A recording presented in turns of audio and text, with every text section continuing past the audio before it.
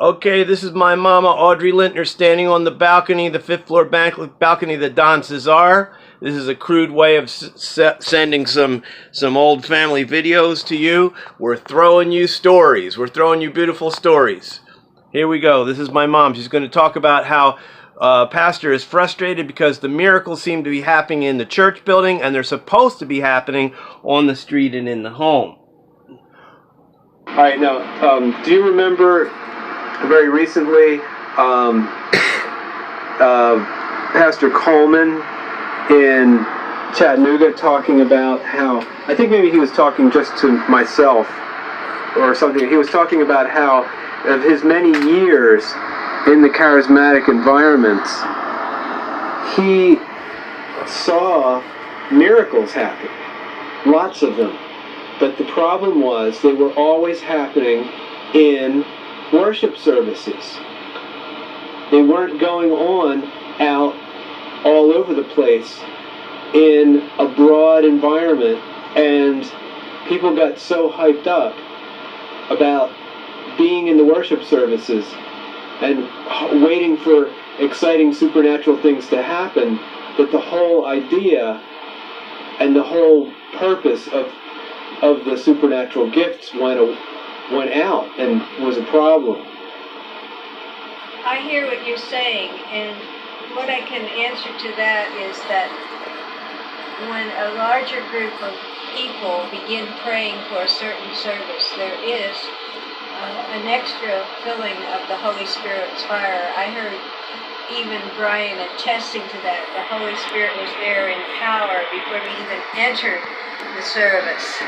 So that's partially why that was occurring. If I shouldn't have to explain anything to Father Coleman, who knows this probably already, but it's sort of a both-and situation, and he's correct that a person who knows God and wants to serve God and use their gifts could also be a healer and exorcise the demons from people in a private situation, just like Jesus did. Jesus said, "Greater things will you do to his disciples than I, because I go to my Father." And the greater things could have meant some of these great deliverances that happened, that were and are still happening today. They are happening, and they are happening in private.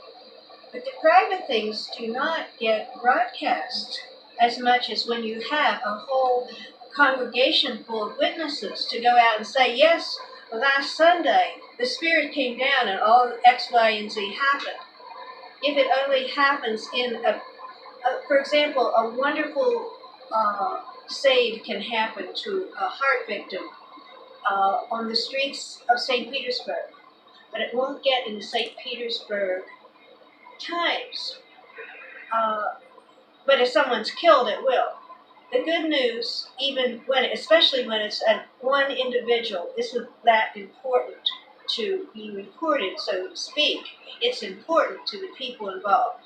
Does that partially answer your question? Yeah, and is your impression that that is happening incredibly frequently? Yeah, I'm sure it is. In fact, with the little group of Father Hatfield and Father Durant and all, I heard of many private healings that were going on in this group and being taught to others in the past 6 months. And my friend Ellen will attest to that. She said, I came to this town a total wreck, emotionally and spiritual, and I'm getting healed every day from these situations, just because of people praying with me and calling down God's power and love.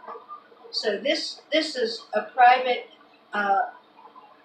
report that won't get in any kind of newspaper or radio or television, but it means a whole lot to Miss Ellen, who's a dear, dear woman and friend of mine now. Okay, so this is before YouTube. This is before the Miracles on the Street ministries are going around. Okay, this is my mom just giving her experiences of touring through what I call the church mess in America, which I began doing in 1994. And so that's a little note from my mom.